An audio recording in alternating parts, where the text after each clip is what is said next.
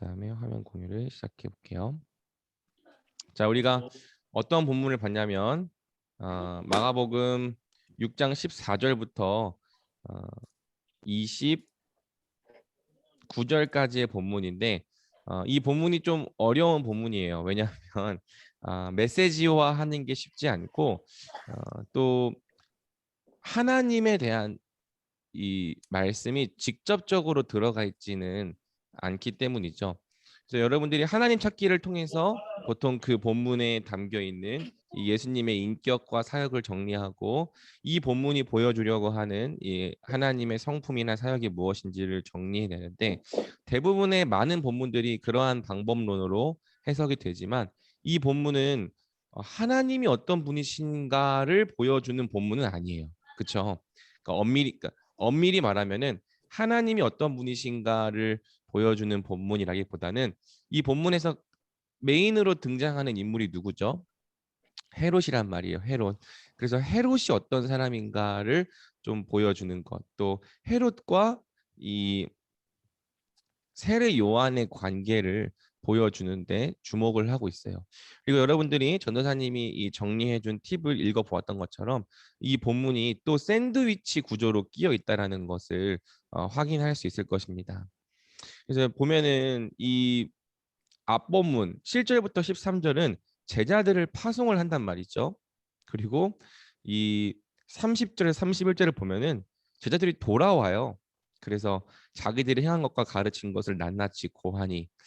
그래서 이 앞절과 뒷절은 제자들을 통해서 하나님 나라가 충만하게 임한다라는 내용을 가지고 있는데 이상하게도 그 사이에 이 세례 요한이 죽었다라는 이야기가 들어가 있는 거죠. 요한이래 마가가 어떤 의도로 본문을 이렇게 구성했는가? 여러분들이 본문을 연구하면서 보았듯이 저자가 그냥 아무렇게나 아무 이야기를 배열하는 게 아니라 다 목적과 메시지를 전하기 위한 의도를 가지고 본문을 배열을 해요. 특별히 마가의 특징이 뭐냐면 샌드위치 구조인데 나중에 마태복음을 보면은 마가에서는 샌드위치 구조로 되어 있던 게 마태복음에서는 그냥 일반 구조로 되어 있거든요. 그래서 이 마가는 샌드위치 구조를 통해서 이 샌드위치 안에 있는 이 속의 내용물이 무엇인가를 보여주는데 제 의로운 말을 전했던 세례 요한이 결국에는 이 세상의 왕에 의해서 죽임 당하는 것을 통해서 결국에는 이 하나님 나라의 복음을 전하고 또 전파하는 제자들이 박해를 당하고 죽임을 당할 것이라는 메시지를 암시를 하는 거죠.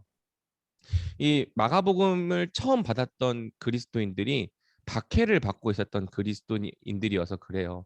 그래서 이 우리가 성경을 오늘날 우리에 대한 말씀으로도 봤지만 먼저는 이 말씀을 처음 읽었던 1차 독자의 입장에서도 읽어봐야 되는데 1차 독자들은 예수님을 믿는다는 이유로 이 박해를 당하고 또 죽임을 당했던 사람들이거든요. 그래서 이 메시지는 두 가지를 다 보여주는 것 같아요. 어, 우리가 이 예수님으로부터 권능을 받아서 어, 그분처럼 복음을 전하고 또 세상에 나가서 죄와 사망의 권세를 몰아내는 일을 해야 한다. 그런데 너희가 그런 일을 하다 보면은 이 세례 요한처럼 결국에는 죽임을 당할 수도 있을 것이다. 이 두 가지를 좀 같이 말해 주려고 하는 것 같아요, 저자가. 그런데 또 뭘 보여주냐면은 두려워하지 말아라. 왜냐하면 이 세상의 왕이 겉으로 보기에는 굉장히 강력한 것처럼 보이고 너무나도 큰 권세를 가진 것처럼 보이지만 실제로 그렇지 않다는 거죠. 이 얼마나 이 세상의 왕들이 갖고 있는 이 권세와 권능이 겉모습뿐인가. 실제로는 그들도 하나의 사람에 불과하고 막 무엇이든지 네가 원하는 것을 내가 줄 수 있다라고 말하지만 마치 자기가 하나님의 자리에 있는 것처럼 말하지만 실제로는 의로운 사람들을 두려워하고 또 자기의 말을 이루지 못하는 이 무능한 능력들을 보여주죠. 그래서 저자들은 두려워하지 말아라. 너희가 나가서 하나님의 복음을 전하다 보면은 이 세례 요한과 같이 어, 박해를 당하고 또 핍박을 당할 수도 있는데 사실 그들은 너희 눈에 보이는 것만큼 그렇게 강력하고 두려운 존재가 아니다. 사실 그들은 겉모습만 화려할 뿐 속은 무능하고 비어 있는 존재들이다라는 걸 말해주는 것 같고요.